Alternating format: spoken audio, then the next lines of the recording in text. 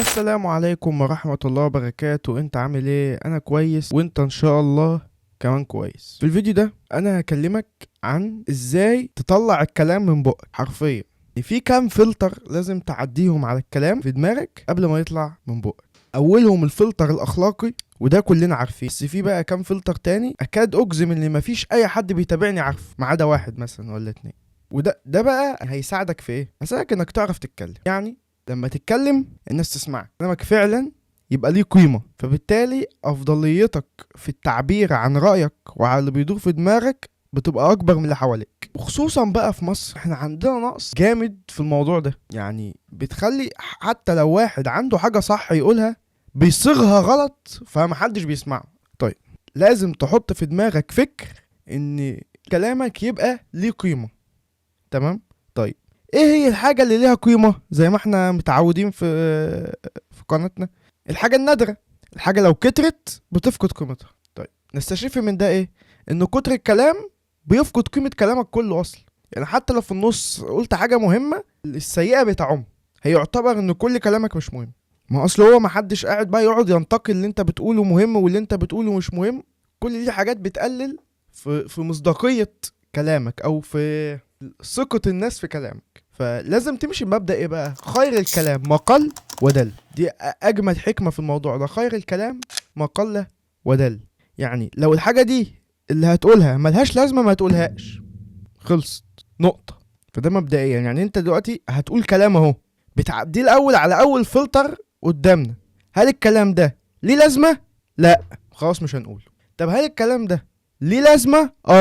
يبقى نخش على الفلتر اللي بعديه. ايه الفلتر اللي بعديه؟ الموضوع اللي انت بتتكلم عنه ده واثق فيه، واثق بمعرفتك عنه وعارف انت بتقول ايه، ولا انت داخل تفتي وداخل تهبد؟ لو واثق انت بتقول ايه، خلاص دن كده انت عديت من تاني فلتر. طب افرض مش واثق انت بتقول ايه، ففي درجات من الهبد. لو انت في اعلى درجات الهبد لا ما تتكلمش احسن لك. يعني ده انت بتفتي وبتهبد على الابيض، لا خلاص. طب افرض انت لا، يعني انت بتخبط في الحلل شويه، يعني لا انت بتهبد قوي بس عندك شويه معرفه، فلازم كلامك يبقى دايما بيحتوي على كلمتين تقريبا ومش متاكد. تقول كل المعلومات اللي انت عايزها وتقول بعدها بس انا مش متاكد، دن.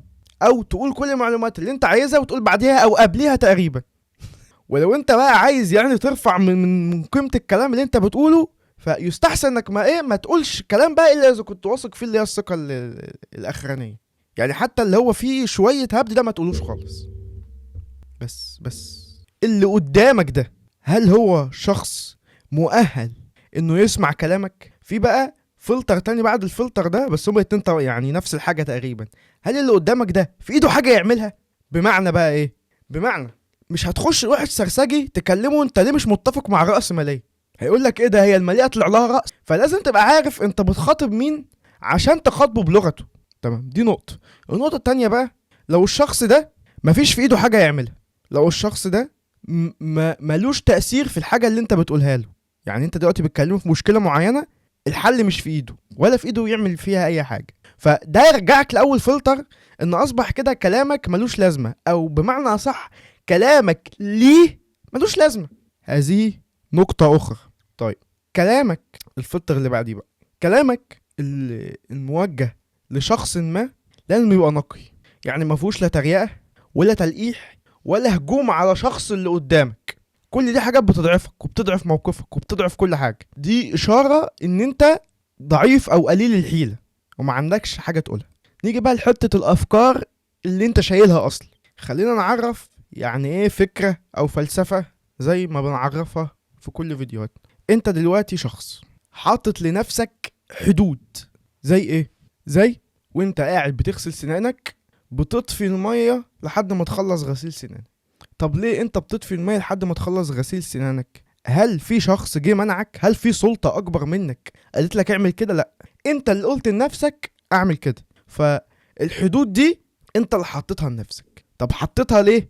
حطيتها عشان التبذير وحش. فدي بقى فكرة، ده معتقد، فكرة ان التبذير وحش. فانا حاطط لنفسي شوية حدود ومسارات امشي فيها، رغم ان انا اقدر امشي في مسارات تانية. بس انا بختار المسار ده، والمسارات دي مختارها لاسباب معينه. هي دي بقى الفكره، وهي دي الفلسفه. طيب انت كبني ادم منذ ولادتك بتحمل في دماغك او بتشيل في دماغك آلاف الافكار والمعتقدات، واخدها بقى من اهلك، واخدها من المدرسه اللي انت كنت فيها، واخدها من فيديوهات بتشوفها على اليوتيوب، واخدها من اي حته. انت شايل في دماغك شويه افكار، بتاخد كل تصرف في حياتك وكل قرار على اساس الافكار اللي في دماغك دي. فهمت حاجه؟ فتلاقي مثلا يقول لك ايه، انا هقفل الميه وانا بغسل سناني، انا مش هسرق، انا مش هضرب حد اكبر مني، انا مش كده. كل دي حاجات انت تقدر تعملها، بس انت اللي مش عايز تعملها. دي حدودك اللي انت حاططها لنفسك. والموضوع ما بيقفش لحد الحدود ولحد الحاجات اللي انت ما تعملهاش، لا ده بيقف كمان لحد الحاجات اللي انت هتعملها. يعني انا مثلا شفت راجل كبير شايل حاجات كتير، فانا اروح اشيل معاه. ليه انا رحت اشيل معاه؟ لان انا اقدر وهو مش قادر. فالفكرة ايه؟ ان انا اساعد الناس اللي مش قادرة طول ما انا قادر. ده فكر، وبناء على هذا الفكر انا خدت التصرف ده، وانا خدته لوحدي. مفيش حد اجبرني ولا حد عمل لي حاجة، وانا كنت اقدر ما اخدش التصرف ده. تمام؟ اتمنى يعني تكون الفكرة وصلت لك دلوقتي. كل اللفة دي برضو عشان نوصل لايه؟ عشان اوصلك ان مفيش حاجة اسمها فكرة شريرة، ومفيش حاجة اسمها فكرة البطل. تقريبا الافكار كلها سواسية، اللي هم كام قاعدة ثابتة محدش يقدر يغيرهم ولا حد يقدر يتكلم فيهم. ازاي برضو؟ في ناس لما انت تروح تحاول تكلمهم في فكرة معينة، وهو داخل عليك او انت داخل عليه، يعني بتكلمه في الفكرة دي، بيبقى حاطط في دماغه ان هو شايل الفكرة الصح والمعتقد الصح، واللي قدامه ده كده كده الفكرة اللي شايلها دي الفكرة الغلط. وبتبقى بس الاشكالية بالنسبة له ان هو ازاي يهدي ويصلح حال الشخص اللي قدامه ده. كده النقاش مات من قبل ما يبدأ. انت كده كده داخل ومسلم ومقتنع ان اللي بيقوله ده غلط، والفكرة دي غلط، ومش عايز تسمع ليه ومش عايز تسمع ازاي. تمام؟ وحتى لما بتسمع ليه وازاي، انت بتدخله من هنا تطلعه من هنا، لان انت مش قابل ان الفكرة اللي معاه دي ممكن تكون صح، او ان الفكرة اللي معاك ممكن تكون غلط. انت اصلا اكتست الموضوع ده، وبقت زي ما قلت لك الاشكالية بس ان انت عايز تهدي وتصلح الشخص اللي قدامك ده وتطرد الفكرة الشريرة دي من دماغك. فنظرية الفيلن، ان انت وانت بتتكلم مع حد في فيلن في الموضوع، في حد شرير وغالبا مش هيبقى انت الشرير، دي فكرة غلط. هو مفيش حاجة صح كلنا بنمشي وراها. اقول لك على حاجة، ممكن تكون حاجة بالنسبة لك غلط وبالنسبة لغيرك صح، رغم ان هي نفس الحاجة بالظبط. زي ايه؟ شفت مثال حلو قوي في احد الفيديوهات. يقول لك دلوقتي شخصين بيتسابقوا، الشخص الاولاني مشي 30 كيلو في 10 دقايق، والشخص التاني مشي 30 كيلو في 5 دقايق. فانت في نظرك مين اللي اكفأ او مين اللي اسرع؟ هتقول لي ايه؟ الراجل بتاع ال5 دقايق اللي مشي 30 كيلو في 5 دقايق. تمام. لو قلت لك طيب ان الراجل اللي مشي 30 كيلو في 5 دقايق، يا جدعان ده مثال، مفيش حد بيمشي يعني المسافه دي في 5 دقايق. لو قلت لك ان الراجل بتاع ال 30 كيلو في 5 دقايق عنده 15 سنه، والراجل بتاع ال 30 كيلو في 10 دقايق عنده 80 سنه، يبقى كده بقى مين اللي اكفأ؟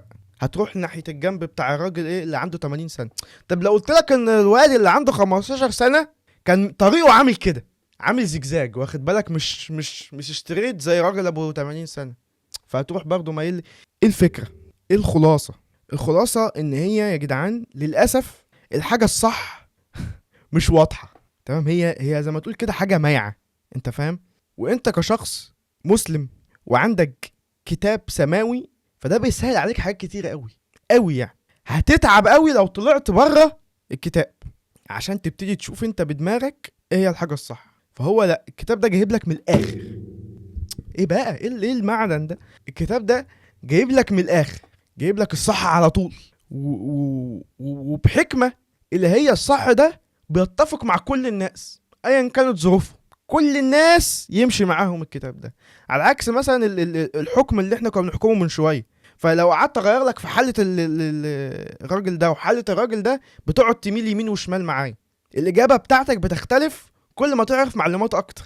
ما انا ممكن اقول لك ان الواد بتاع 15 ده كان رجله مكسوره وهو بيجري، ما هتروح ناحيه الراجل فعايزك تبقى بس فاهم ان وانت بتسمع فكره ده وانت بتسمع فكره ده وانت بتسمع فكره ده وانت بتسمع ده بيقول ايه وده بيقول ايه وده بيقول ايه وده بيقول ايه، فلازم تبقى فاهم ان رأي صحيح يحتمل الخطأ ورأي خطأ يحتمل الصحيح او الصواب ايا كان يعني.